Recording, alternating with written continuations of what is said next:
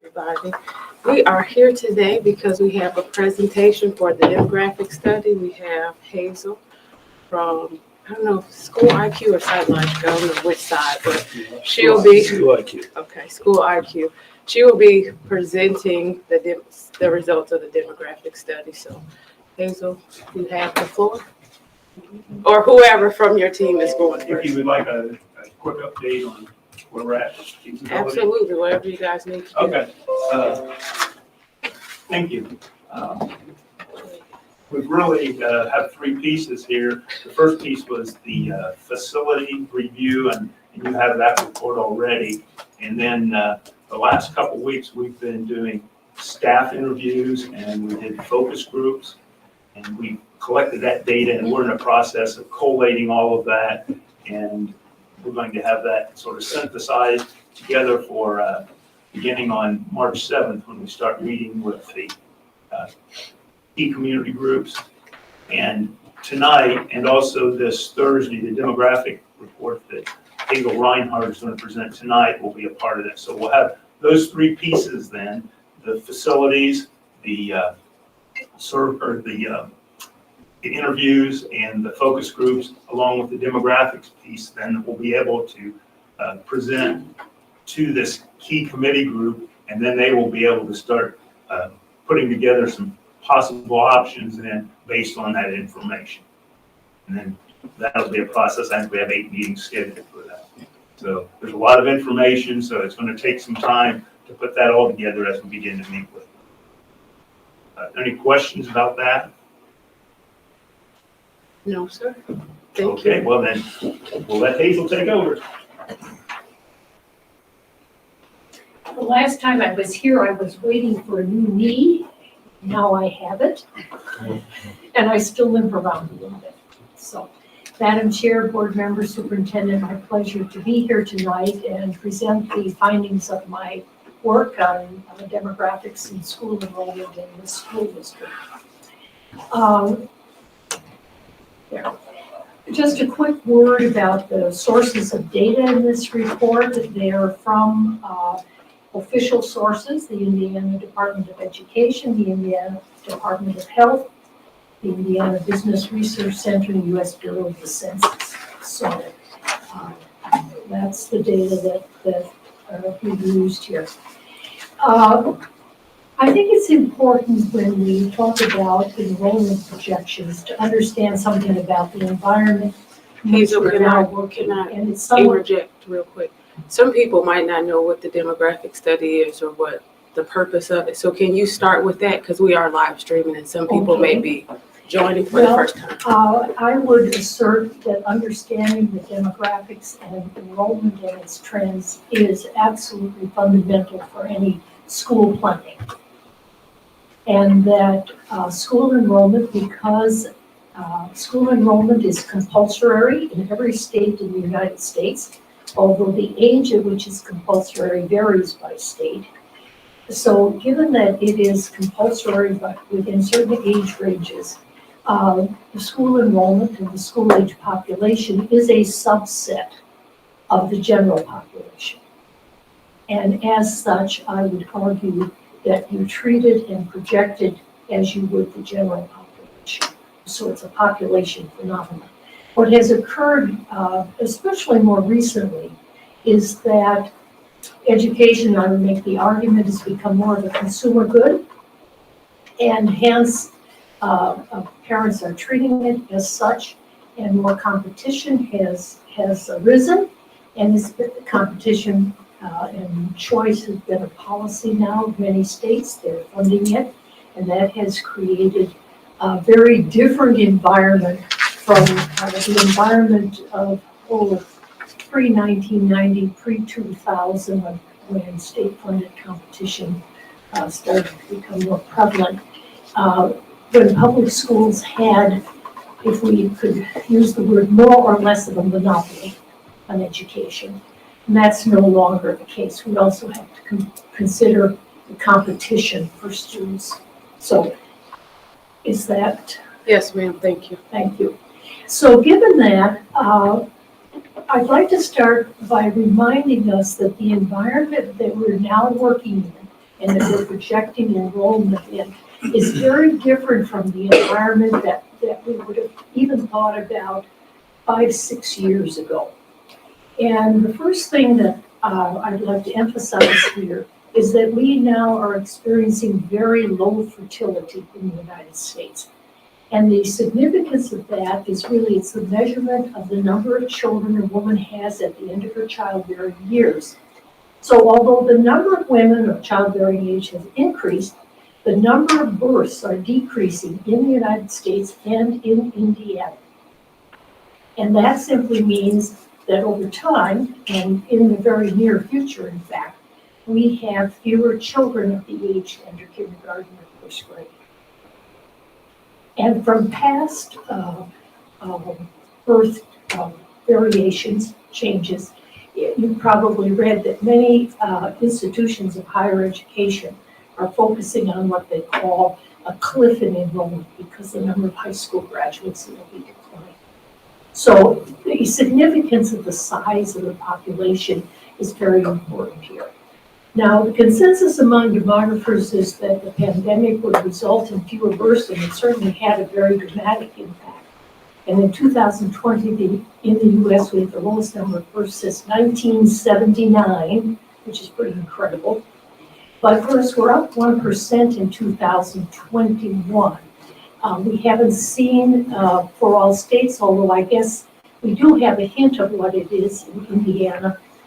The state has not published it, the state health department has not published it yet, but it is reflected in some work that's been done by the Indiana Business Research Bureau, and births were down again in 2021 in Indiana. So significance of this is that we're in a period when we're just having fewer children, and that translates into fewer children being eligible to go to school in 5 and 6 years from now. And those rates vary by race, ethnicity. We could talk about the rates in the US. I don't know what they are specifically for this school district or this county. The other thing that's happening is that Americans are moving less frequently. For most of the time since the Second World War, about 20% of all Americans changed their address every year.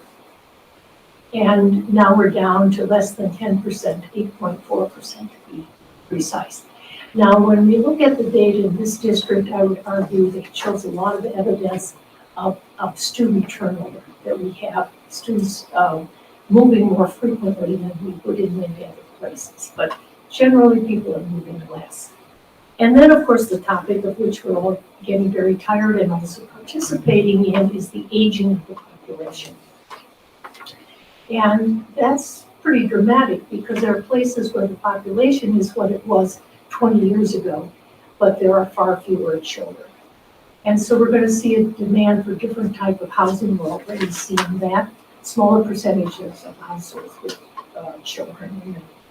Immigration from abroad has slowed, and competition for students is increasing. So that's kind of the environment, and we see it virtually everywhere.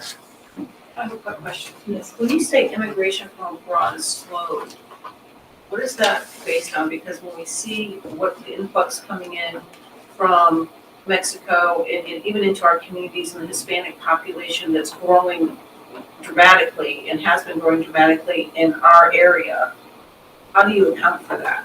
Well, we have two things.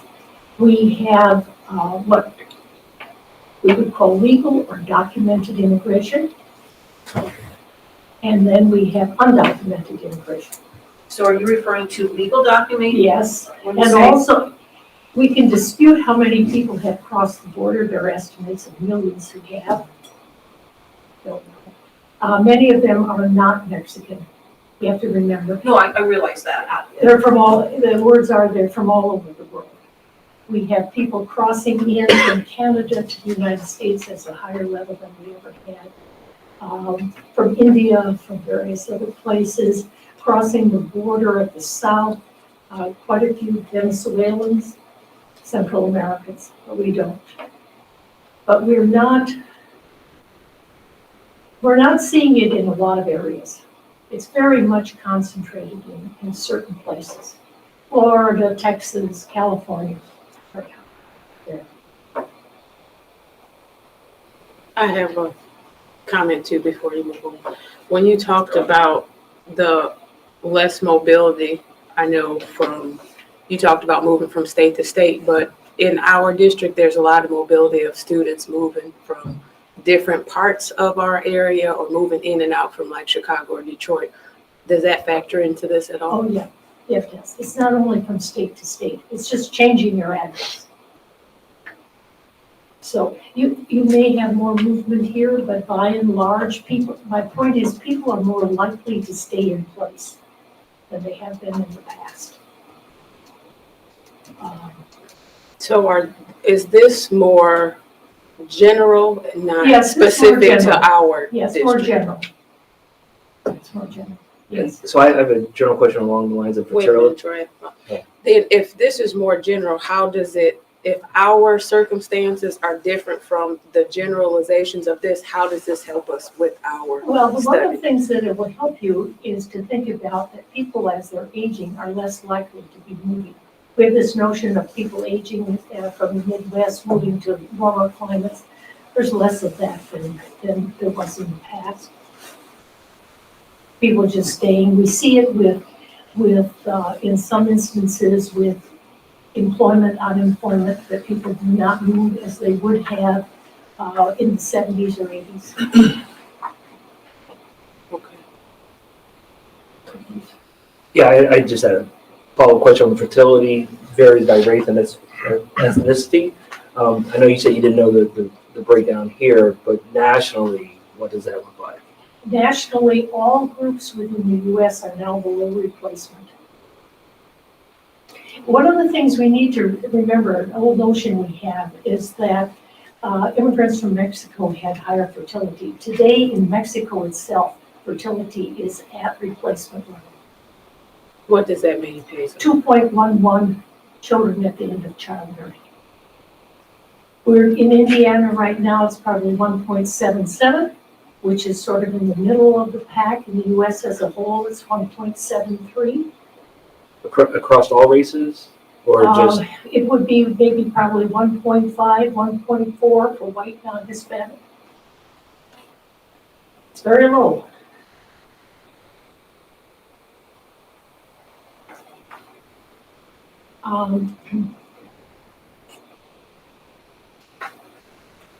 If we want to talk a little bit about the COVID-19 effects in the U.S. as a whole, pretty dramatic effect.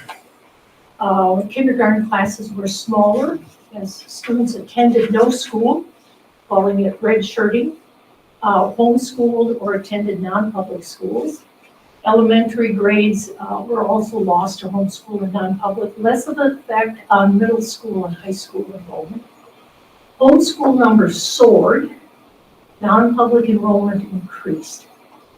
And recent research published in the last month or so in U.S. public school enrollment, the estimate is that over 1 million public school children have not returned to the public schools. Don't know where they are. I think what is going to happen is that states are going to become more aggressive in trying to count homeschool students than they have been in the past. So my point is that there are still lingering effects of the pandemic nationwide. And what were the effects here in this school district? Well, kindergarten was below its expected size. Net migration was at its highest in the decade, 459 students. Enrollment decreased by nearly 400 students in a single year. So it really had a dramatic effect. And it's continuing post-pandemic because in the years 21, 22, and 22, 23 have not really recovered. Kindergarten is still below its expected size.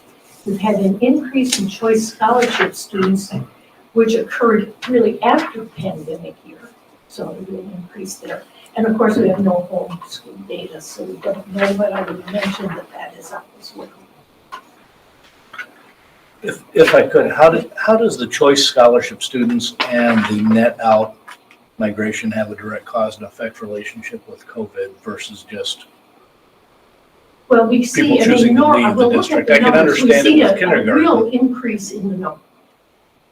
A real increase in the number In the number of, of choice scholarship students in the 2 years since the pandemic, where it was growing at a smaller rate and then suddenly took an increase. okay.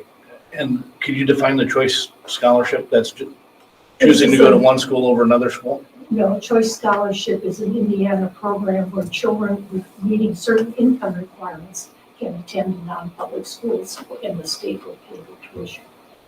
Okay, so again, how is that a direct COVID cause and effect versus Because just we somebody know- electing to go to a different school? Well, we know that the COVID effect created, I'm going to use the word, loss of confidence in public schools all over the US. Okay, And Thank you. so I think what it did here is it prompted more people to explore whether they were eligible. okay. Understand. Thank you. Thank you for that explanation. So let's take a quick look at enrollment past and present. I'm going to, wanted to say a word here about the definition. I would say there is the official enrollment count, and then I tweaked a little bit here for projection purposes. I'm excluding pre-K based on the fact that pre-K is very difficult to project. And I did not include grade 12 plus adults because it distorts the survival rate from grade 11 to grade 12.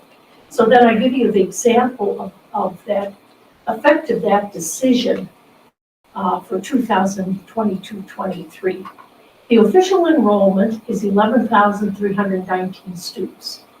The enrollment I used for making projections, the base grade was 11,178. And that difference is accounted for by 118 in pre-K and 23 in grade 12 and below. So, just wanted to see. So if we look at the past 10 years, your enrollment here decreased by 1,459 students, or 11.5%. And most of that decrease occurred in the past 5 years when enrollment decreased by 1,316 students. And while I cannot say this is cause and effect, the numbers suggest very strongly that enrollment decrease was more rapid once the merging of the two high schools was announced. I have scoured the internet for data. I know when it first appeared in newspapers. I've looked at all of the efforts of petition drives and the controversy, and the numbers very strongly. There is a correlation. But I want to stress, cannot say for sure that it's cause and effect, but it certainly appears to me that triggered an increase in decline. And what's interesting is between 2012-13 and 17-18, enrollment had only decreased by 143 students. So something was set in motion. And then basically, students enrolled in this district are residents of the corporation because only 2.3% are non-resident students. And then I just show you the numbers here, and the reason I have non-resident numbers is that's off of the transfer reports. So we can see what's happening there. Now this next table is an important table. It's one that demographers typically look at in terms for the general population and apply to school population as well.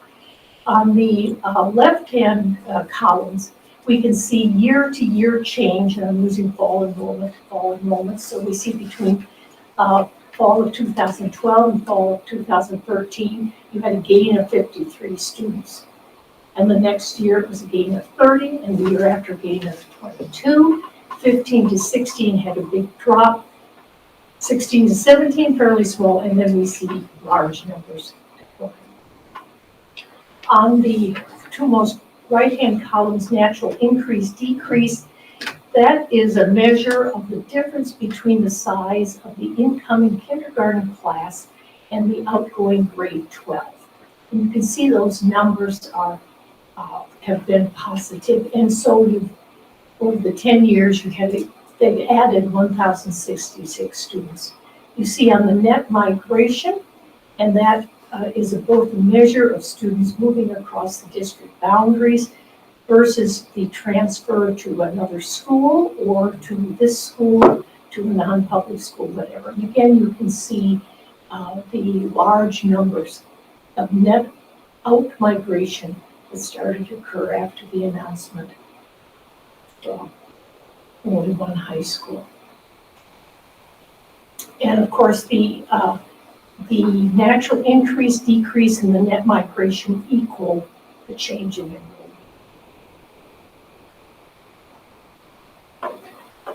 So let's look at, we see this decline, and so looking at other data, I decided that I should look at a couple of key measures here of characteristics of students.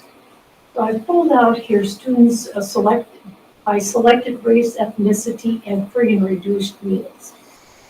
And I've chosen 4 periods of time here, deliberately and by necessity. 2005-06 is the earliest year of data on the Indiana Department of Education website. 2012-13 is the starting point that I've used for the decade. 2017-18 is after we see the announcement on high school, and then of course the most recent year. And what you see here is you have a decline in total enrollment. You have a precipitous decline in white enrollment. You have a significant decline in Black enrollment. And you have a tremendous increase in Hispanic enrollment. And then the multiracial category, if you look at the period of time, it goes up and down, but essentially is only marginally higher than it was. In free and reduced meals, you see the number, it varies in these various time periods. We don't see it so clearly in the numbers, but when we look at the percentages, we see very dramatically what happens. So if you look at the white enrollment, it went from about 56% of all students enrolled in the Elkhart community schools to 36.8%. For the Black enrollment from 16.2 to 14.4, Hispanic 20.2 to 39. And then if you see the free reduced meals from 53.6, and you see all of that change really occurred between 2005-06 and 2012-13. Because since then, 67.2, 66.4, 69. So in this, and what's significant to me, if you think about 2005, that is almost 20 years, almost a generation. It's a long, significant period. And so my point to you is that these trends are not new. They've been at work here for some time.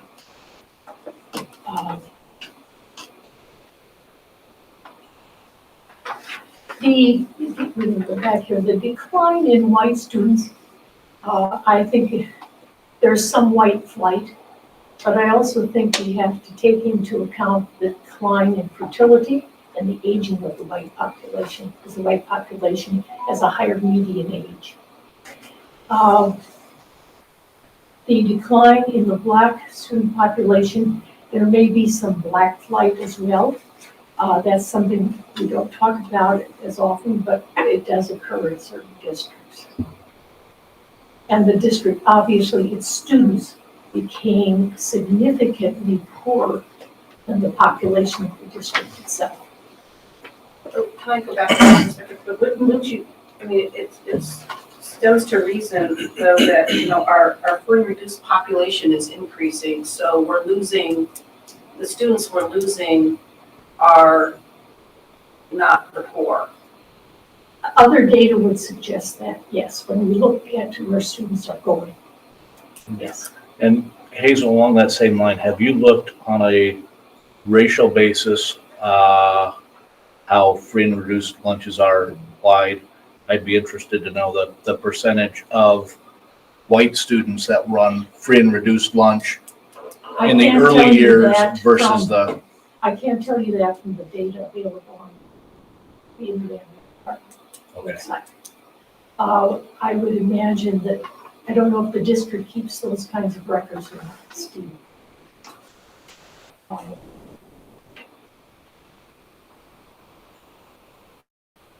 But, and then, of course, we know that student choice and competition is a very big issue in this district. So I've just pulled out some numbers here, again, what's available. These are non-public schools located in the district. It excludes pre-K, which is fascinating to me because some of these schools report pre-K some years and then not the following year. So I don't know if they didn't report it or they just stopped the program. There are no data available on the state website for Cornerstone Christian Montessori or for Montessori School of Elkhart. I would assume that those numbers are fairly small, modest enrollment. Then we have St. Thomas the Apostle and St. Vincent de Paul. And you can see that enrollment at St. Thomas the Apostle went down, St. Vincent de Paul up a little bit, but if you combine the two, they're down over time. Then Trinity Lutheran, it's only been reporting since 2017-18, and you can see that enrollment. If you look, I would argue you see pandemic effect there. They were at 137, 131 the year before the pandemic, up to 151, 180 to 230. Are these just, are these actual enrollment numbers or are these just choice No, numbers? these are actual enrollment numbers. Actual enrollment numbers. So we can get a sense there. And now we get from the transfer reports. And these data tell us several very interesting things. One, and I want to stress this, is see the decline in the number of state-funded students in this period of time. And I conclude from that the number of school-age children in this district is flat and most likely declining. It's not growing because those state-funded numbers are the vast bulk of students residing in this district. The resident numbers, this is a little tricky, a little tongue-in-cheek. I don't know why the state includes the public incoming who are clearly non-residents within the resident numbers, but they do. And so we see the resident numbers are down. We see the public outgoing increasing. And in 2015, there was a special study, I think it was actually done in 2017, and there was a request to the Indiana State Department of Education for the public outgoing, and that's where that number is from.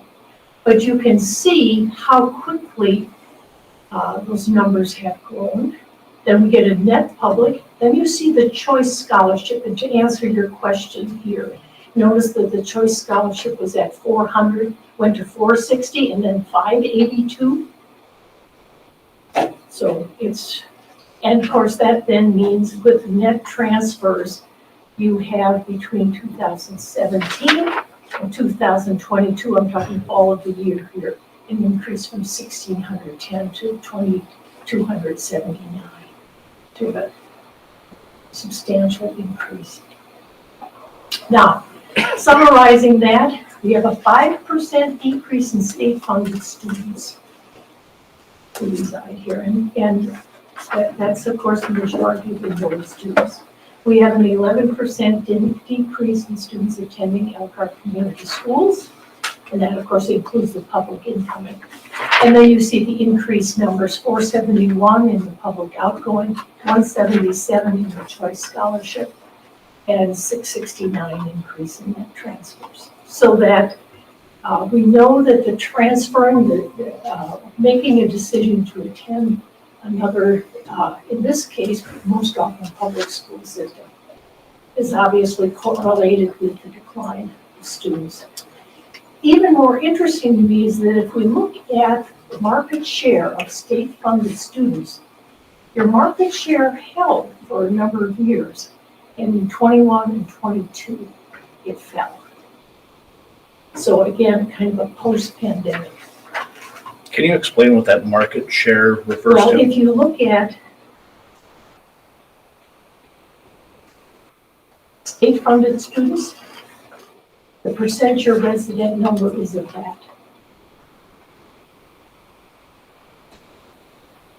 Okay, so also, I looked this up because I wasn't sure when this happened, but in the summer of 21, for the 21-22 school year, the income eligibility for the Choice Scholarship Program went to 300% of the poverty level, from having been at 150% prior to So that. more students were eligible. So more students were eligible in that 21-22 school year that would have been there. I couldn't remember if that was 20 or 21 when that happened, but that was a piece that made more students eligible at that time too. So, And then to coincide, our free and reduced lunches also increased. yeah, well, free and reduced lunches, it's a relatively good proxy for poverty or being economically disadvantaged, but those eligibility requirements change. Sometimes decisions are made from place to place, vary, so, yeah. So we see, I want to again underscore this decrease in state-funded students because it is a powerful clue that the district is not having more school-age kids. Share going down. The largest year-to-year increase in public outgoing students was in the pandemic year, that is fall of 2019 to fall of 2020, 203 of them. Those students basically are enrolling in schools in other school districts.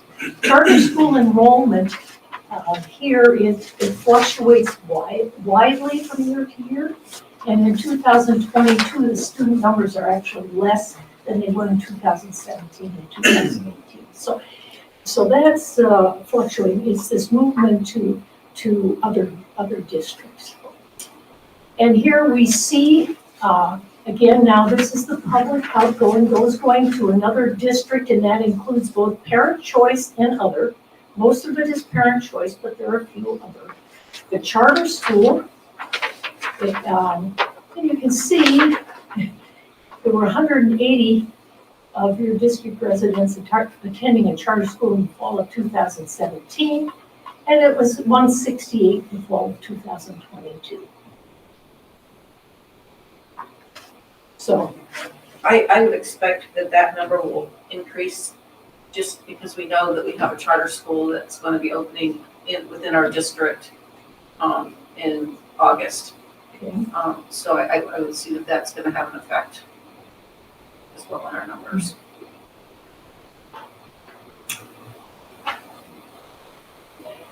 What is interesting, well, I guess, is the fact that 11 other school corporations account for 98.4% of the parent choice of Elkhart School Corporation outgoing students, with Concord Community Schools received the largest number of students both in 2017 and throughout the period through 2022. And the next highest receiving district is Penn Harris Madison.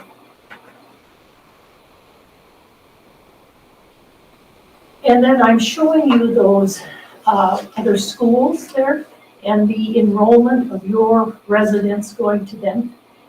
You'll notice that Clarksville is rather new to attracting students. The first one is in 2020, 21-22. It's Indiana Gateway Digital There's Academy. 3 on there. Concord, you see, it was at 563 in 2017, went up a bit, but is now at 594. So basically, been fairly. Middlebury up Longview pretty flat, Goshen up, Cloverdale, again, recent. Union School made a strong appearance recently. I And it's a think, virtual school. yeah, that's virtual. It's virtual. virtual. So we have- Just for context, so people understand, Union School is a district of 300 kids. They have 6,900 kids coming in doing virtual. So kind of let that sink in. Very good. And that's the same with Cloverdale. Cloverdale is the same way. Very small school districts, but they're running a virtual program in order to receive more money. And again, for the understanding of anybody viewing, we've got 3 of those virtual schools, school corporations that are represented here with Clarksville, Cloverdale, and Union. Is that Correct. correct? That's correct. For a total of 184. For a total of 184 students.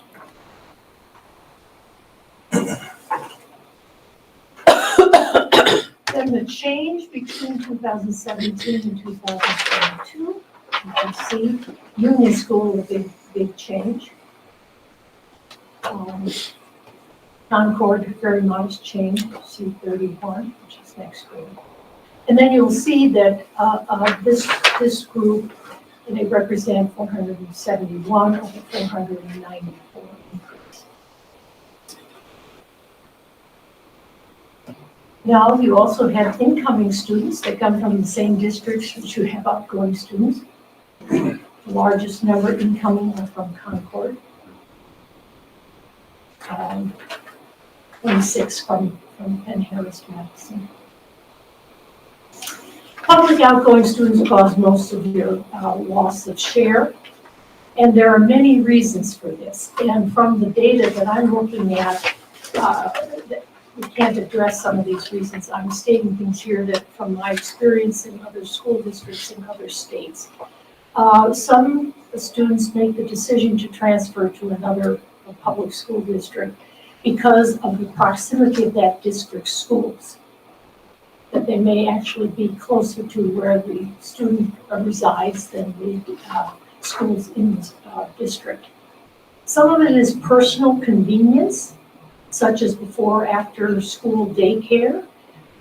Sometimes you may have a neighboring district where relatives attend and the decision is made that they want to send their cousins to the same school. Sometimes it's program specialty or excellence, athletics, music, general academic performance, sometimes just sheer reputation. And the other thing is simply the composition of student body, be it racial, ethnic makeup, or socioeconomic status. For the students that we are receiving, do we have any data as to how that breakdown for ECS receiving students occurs? What are the reasons why they are coming here? I don't know, Steve, can you answer that? It's part of one of the questions I'm asking building principals in our next meeting regarding that breakdown that I shared last time, like for the students that are coming in and for the students that have left, giving us some of that qualitative data from. And I also want to alert us that people don't always tell you the real reason. They sometimes tell you the socially acceptable reason. Sometimes people think they know why they're doing things, but it's really something else.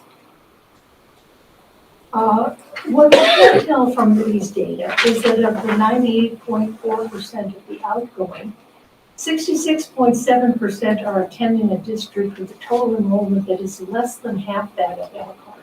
And there's significance to that because, again, from my past experience, there are some families that simply prefer a smaller school system. They just feel it's more intimate, they know people better, and maybe a little less bureaucracy. That almost 59% of your outgoing students attend a district where more than 60% of the students are white. And 1%, but the data for Union is, I suspect in the free and reduced lunch because it almost doubled in 1 year. So if we assume there's something really wrong with that number, then about 55% are going to a district where less than half of the students are free and reduced meals. And there's a correlation between that as well. So there's movement, I believe, for districts where a higher proportion of the student body is white, and also for districts where a higher proportion are less poor.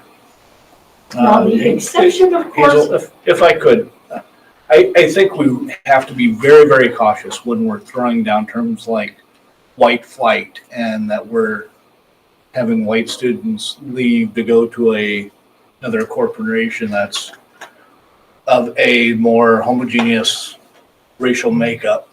Those same schools also have higher academic standards. So there can be a multitude of reasons. Yes, indeed, a multitude. Look, I guess I believe in being honest. We know that white flight has occurred in the United States for a number of years. And I have said that the decline in white students overall not all of it can be attributed to white flight. It has to be something with the aging and the lower fertility. But I think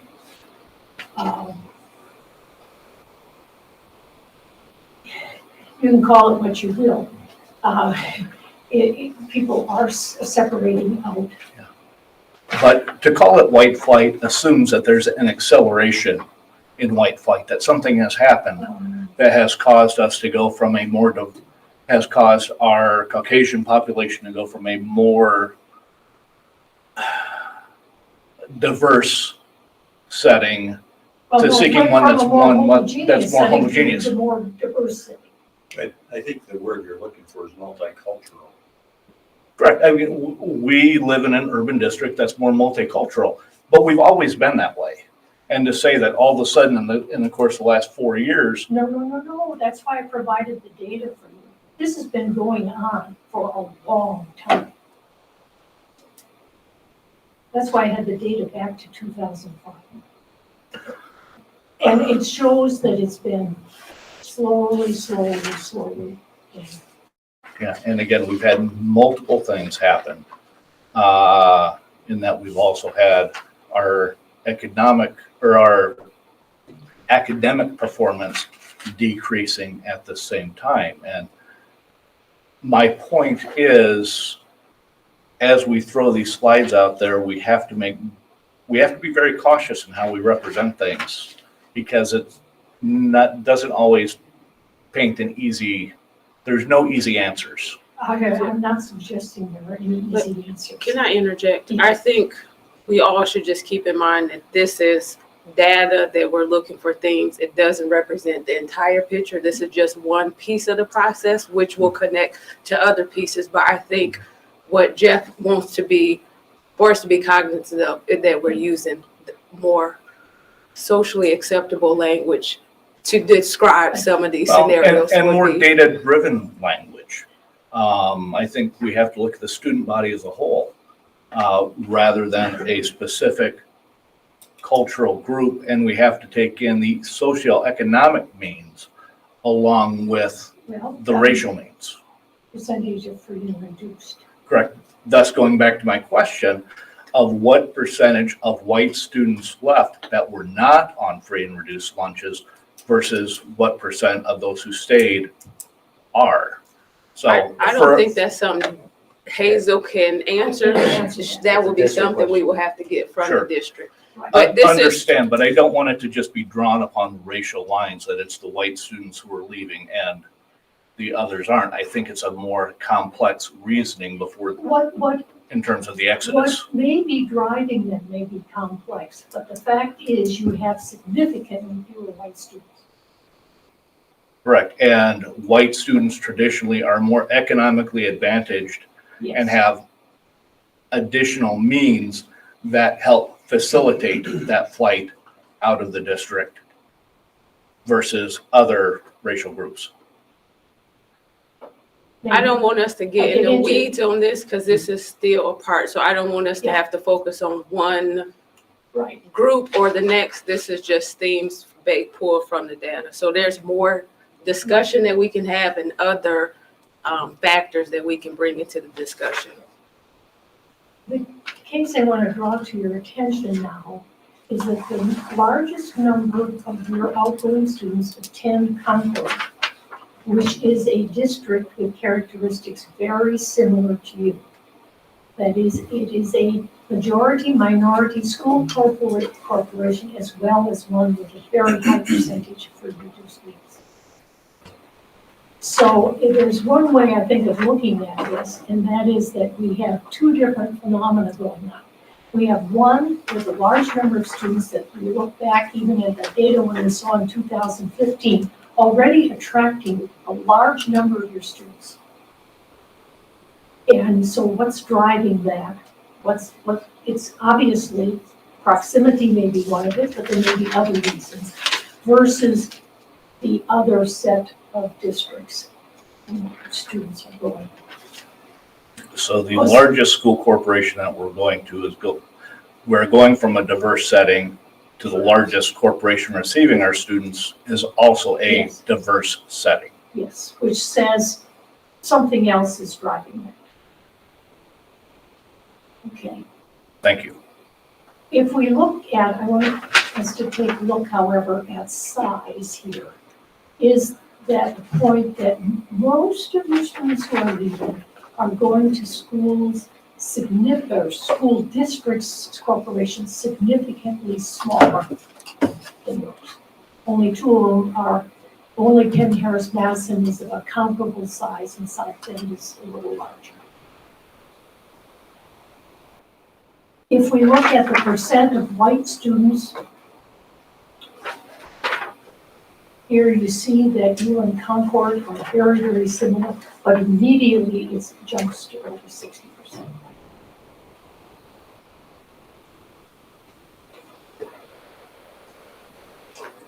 And if we look at free and reduced meals, you see here again that Union School, I noted, was 46.9% in the fall of 2021, jumped to 76.3% in the fall of 2022. That doesn't seem realistic. But you see that you're at 69%, Concord is at 56.8%. So it is not, the student body is not quite as poor as yours. But then you see most of the students are going to districts where less than 50%, less than 40% reduced rate.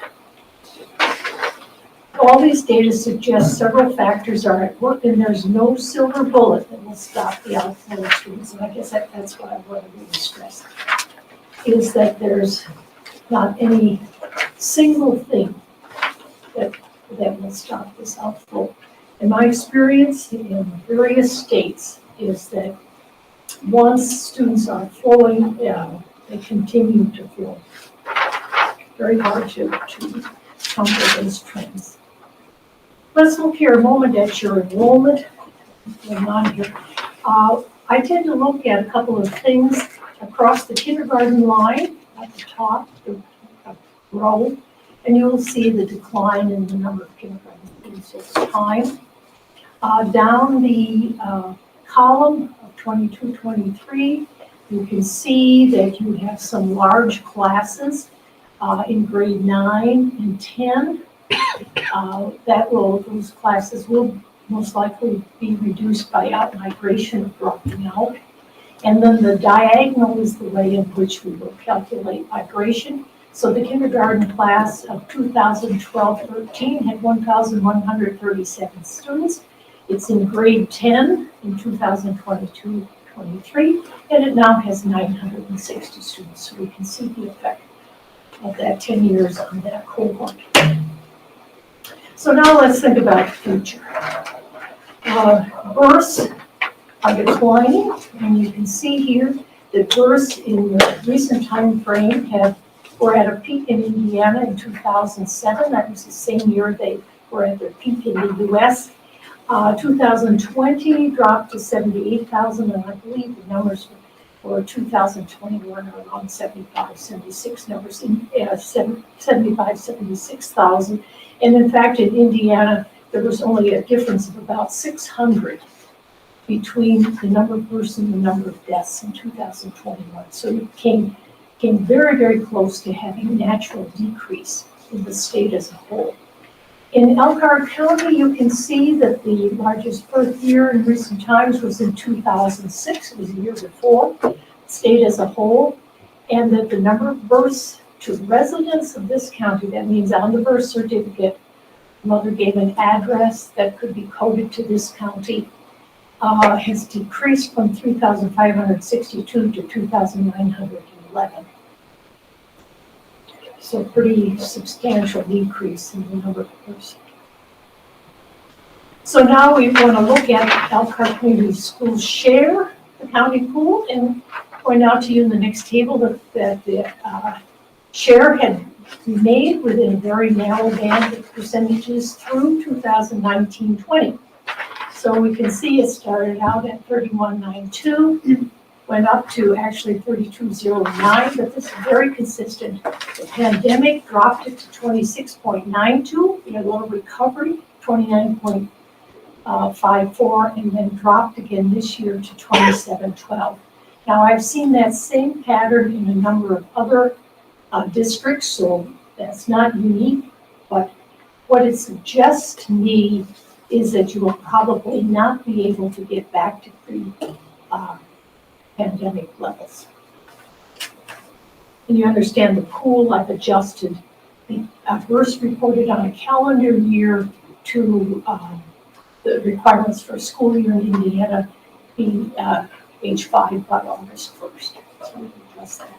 That's the pool. This is an important table because it's going to influence how we think about projections.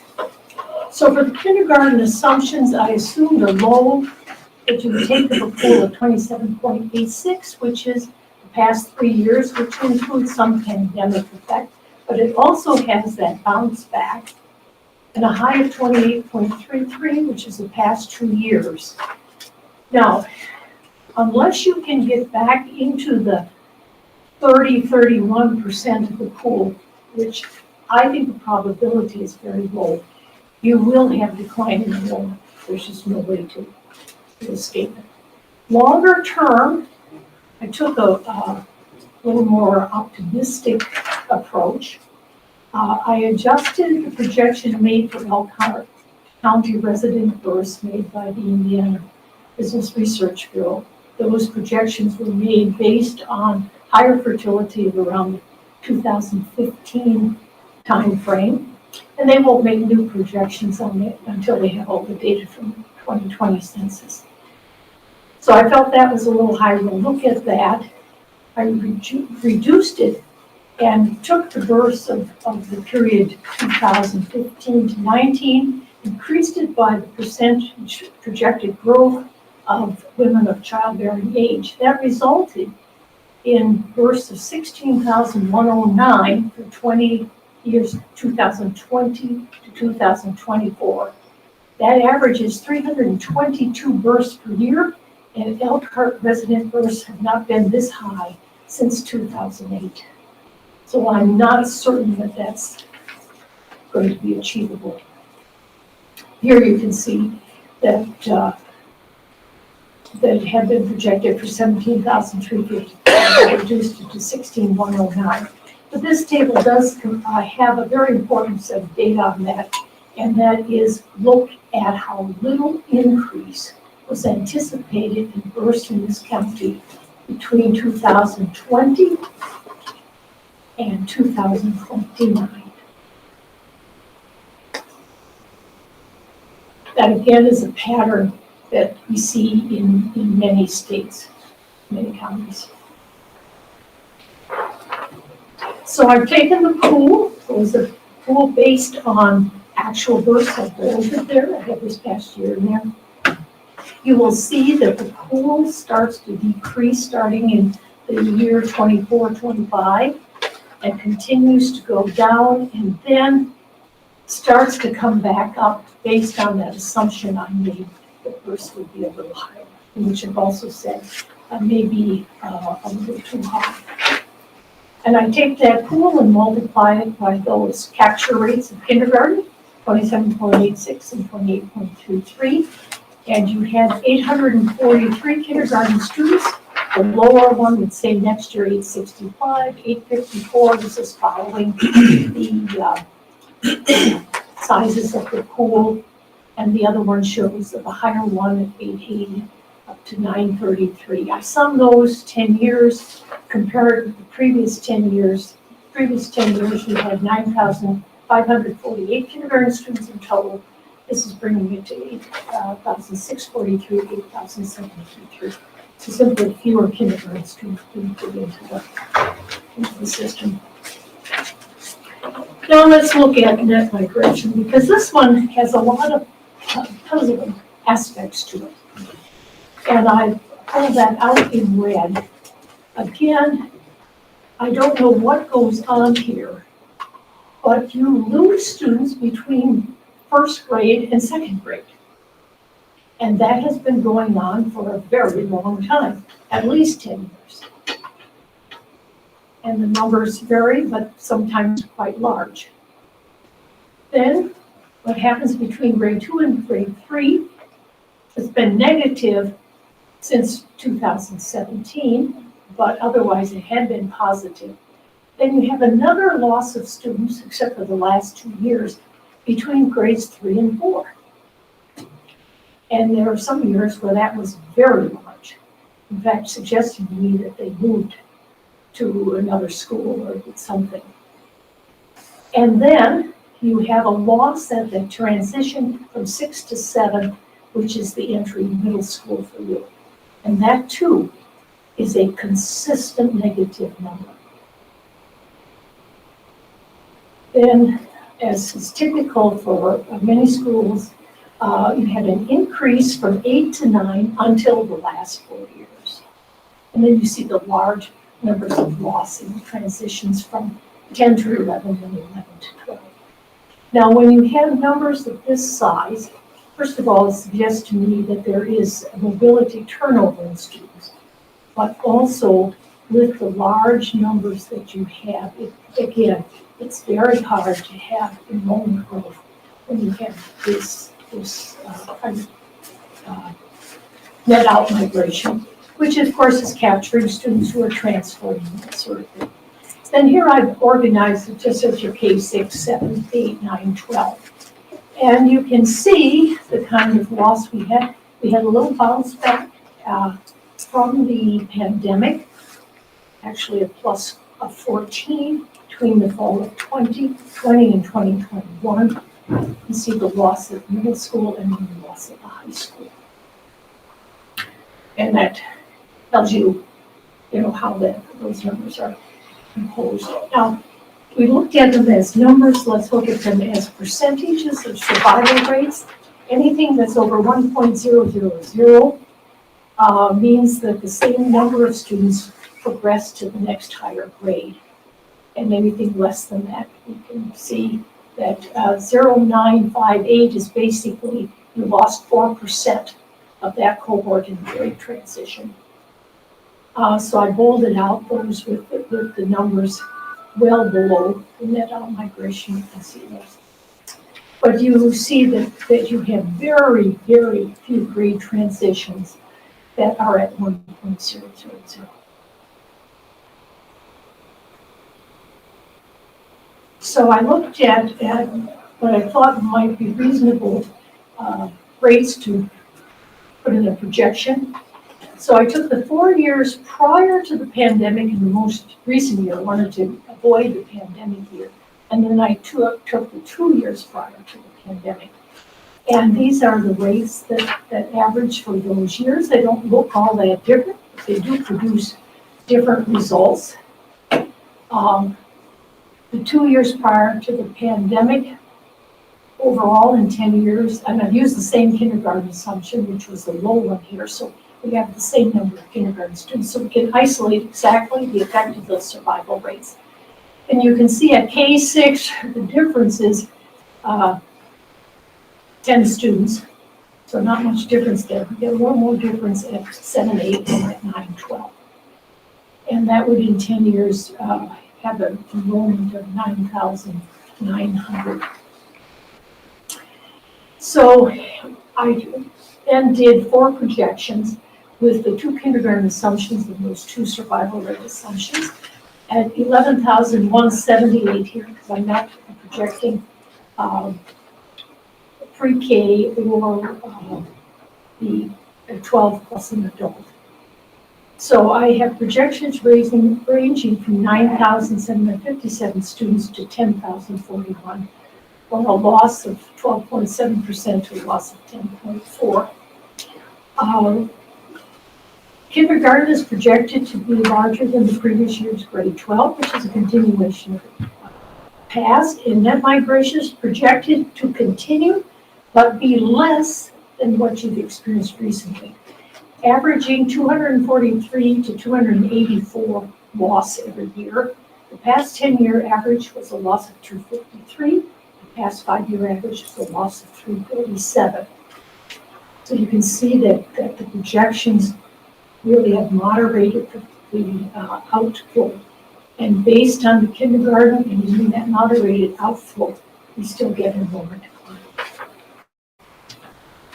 And here's what this is, a 10-year, you divide by 10 years here, you can see the numbers, and so we're, it's a method, a means to try and understand. And here's what the numbers look like. And the way these numbers stack up, it's the low migration rates are making actually more difference than the kindergarten assumptions. What I want to remind you of is through 26, 27, these children have been born already, so we're not speculating on that. And as we go down to 5 years out, 27, 28, we see enrollment could drop to, well, 10,000, 10,002.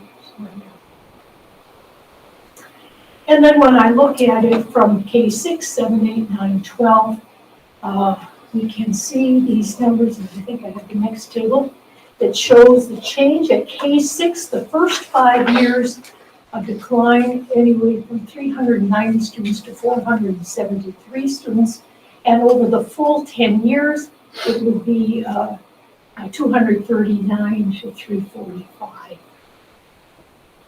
To not have that happen, you would have to have many more kids into kindergarten, and you have to really have a slowdown of that decline in students at the elementary grades. 7, 8 in the next 5 years are more modest decline, 123 to 163, but more in the second 5 years or over the 10-year span.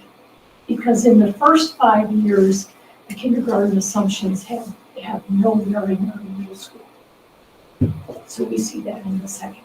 And then 9, 12, actually that's almost totally a function of those survival rates, because until the last 2 years of the projection, the high school enrollment is all based on students already in school. And so you see a loss of 472 to 553 over the whole 10 years, 642 to 765. It's a pretty substantial decrease in the number of high school students. As I said, for that not to happen, you'd have to have significantly more kindergarten students than I've had, and those survival rates would have to be increased much. Many more of them would have to be at 1.00 or above. I also made projections for the individual K6 schools, and while I'm reasonably confident in the district-wide projections, given that a lot of thought, when we come to individual school projections, we've got how shall I say, we need to take this with a grain of salt. Because these are small populations, and the smaller a population, the greater tendency there will be for errors, fluctuation from year to year, annual fluctuations which are impossible to project. So for the K6 projections by individual school, I took the kindergarten based on the district-wide high kindergarten projection, and I controlled that And then I have to note that those projections by school show less annual fluctuation than the historical data. And the less projected volatility in kindergarten size may underproject or overproject enrollment at some schools. And then the closing of Hawthorne distorts most recent year survival rates, so we use that. But overall, K-6 enrollment decreases 390 students, or 6.4%. Some schools have projected enrollment increases. Some have decreases. The largest percentage declines, and close to the largest declines in actual number at Bristol and Osolo. Very modest decreases at the others. And then I think Roosevelt may be underprojected. It's complex because I look at the history of what's happened there. The history is one of a decrease in kindergarten size. So to say, oh, the kindergarten size is going to suddenly jump doesn't seem realistic. And the survival rates over time were mostly negative until the exceptionally large rates of this past year. And when you have an increase of 40% or more in grade transitions, that's not sustainable for 5 years. That's just not going to happen. And that's where a number of the Hawthorne students Yes. moved to. So I had to moderate that a little bit, but I'm just offering this up. It may be too low. Okay? Now, the sum of the individual school projections are a good fit with the district-wide projections. So they're all projected independently. And here you see the 2 years. You see 2022-23 and then 27-28 with the change in percent change. And I always use the district total as the better number as opposed to the sum of the individual schools, but becoming very close. And then here we can look at it actually by the district total versus the sum of the schools. It starts out with the sum of the schools is 27 students lower, and it gradually moves on to being 10 students higher. And for your number of schools and the fact that some of these rates in the past year couldn't be used, that is a good fit in my experience. Doesn't mean that these projections are particularly correct, but it means that as a sum, they are a good fit.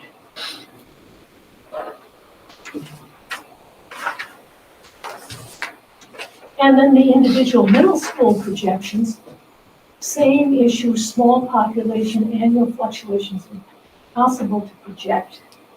Grade 6 from the feeder schools was the starting point, controlled that to the district-wide projection. The number of 6th graders decreases by 27 students in this 5-year period, so that's pretty minimal. Middle school enrollment, however, decreases by 123 students, or 7.3%, and that's now a function of the survival rates. The largest projected decreases at Westside Middle School, very small increase in enrollment. And the sum of the individual schools is a good fit, but the district not quite as good as the elementary because both of you wonder how 8 students can cause so much havoc in these numbers, but it can. And then these rates, but you see a loss of 40 students at North Side projected, or a loss of 58 at West Side. But again, pretty good. And then you see that this follows very, very closely until the last year when the sum of the schools is 22 students higher than the district total. But otherwise, it's very, very close. Now, as I say, these individual school projections are using a teaspoon of salt. What could make these projections too high? Well, that the projected kindergarten is too high, or that more students choose other education options. That is, that if survival rates are more similar to what they were in the last year than they are to a couple of years before the pandemic. Too low, the projected kindergarten is too low. I don't think that's likely to be the case, and that you're able to retain more resident students. And notice, I did not speak about getting them back, I'm talking about retaining, not leaving. And then there's always the issue of housing. And I just want to stress with you that the relationship between housing and K-12 enrollment is very complex. Unit type affects school age child per unit yields. New homes yield more students than older homes. And I'm talking here all single-family detached. When single-family detached sells, the student yield usually increases if the units are newer. By new units, I really mean anything built about 2000 or later. That's already 22, 23 years old. Older units from the 50s, 60s yield is likely to decrease. Market value, actually more students come out of more moderately priced and high-priced units than very low value units. And then the tendency now to build senior units for older adults, no students at all. Now, I have results from studies in 4 states, Minnesota, Wisconsin, Illinois, and Colorado. And I can tell you this, that while single-family detached K-12 yield varies by school district and by attendance areas within districts, townhome yield is very consistent across all school districts across states, about 0.22. Apartments, about 1.11 to 1.5. Condominiums, almost no school-age children. Okay. And based on my estimate is that you would need about 7,000 additional single-family units to overcome the loss that you have in the transfers out. And that's single-family units. That is unlikely. So I just don't want you to get hung up on, we have 100 new units built here, something like that. It's just not sufficient to overcome this. So I'd be happy to answer any questions. Does the board have any questions or comments for Hazel? Is there any questions or comments from the audience? Can you come up to the microphone, please?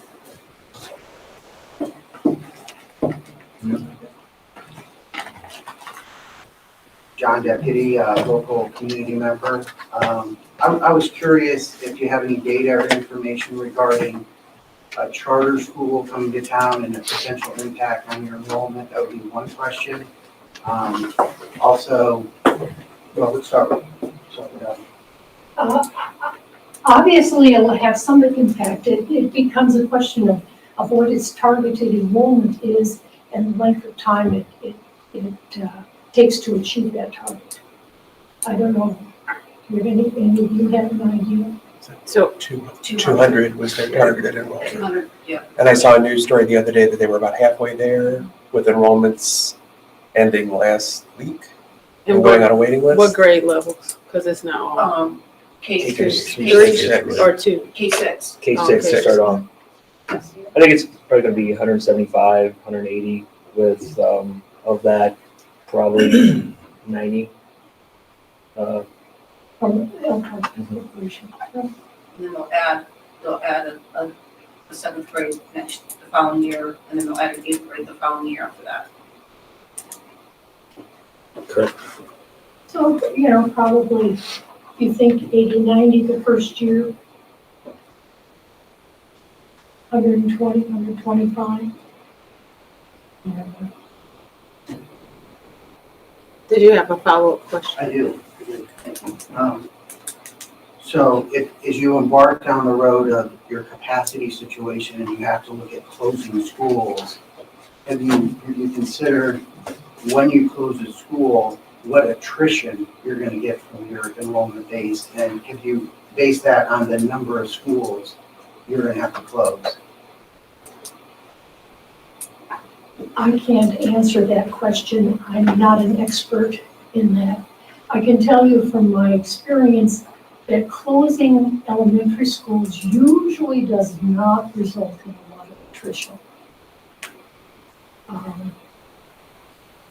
Because the options usually are other schools that are relatively near and what the parent perceives as options. I think the question, there are two components to that. One is, do you make people so mad that they simply go somewhere else no matter what? Right. Or is the decision based that I have an option of a school closer to me who is not in my district? I think that would be, as I see that, and Dave, you want to say anything about that? I would agree, I think that the two options.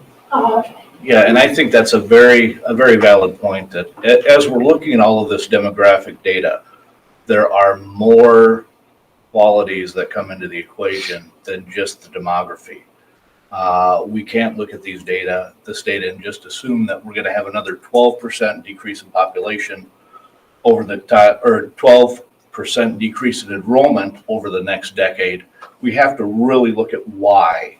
Is it that people have gotten fed up and they see other opportunities in other districts?